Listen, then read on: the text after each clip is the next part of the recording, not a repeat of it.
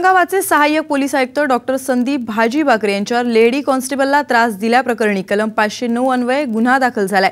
या प्रकरणी सातारा पोलीस ठाण्यात गुन्हा दाखल झालाय। कलम 509 म्हणजे अश्लील हावभाव करणे, SMS पाठवणे, छळ करणे असा होतो।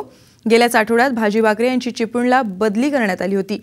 छावणी भागाचे सहाय्यक पोलीस आयुक्त असलेले डॉक्टर संदीप भाजीबाकरे यांनी आपलं लैंगिक शोषण करून बलात्कार केल्याचा आरोप एका लेडी कॉन्स्टेबलने केलाय। त्यानंतर या कॉन्स्टेबलने महिला आयोगाकडेही तक्रार केली।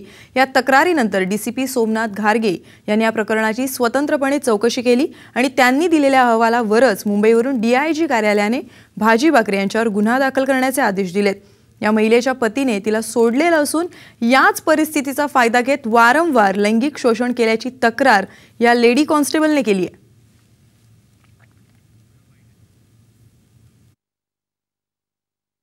या संदर्भात यापूर्वी सुद्धा या कार्यालयामार्फत या प्रकरणामध्ये चौकशी झालेली होती आणि त्या अनुषंगाने रात्री उशिरा सातारा पोलीस स्टेशनला भादवी कलम 509 प्रमाणे या प्रकरणी गुन्हा दाखल करण्यात आलेला आहे।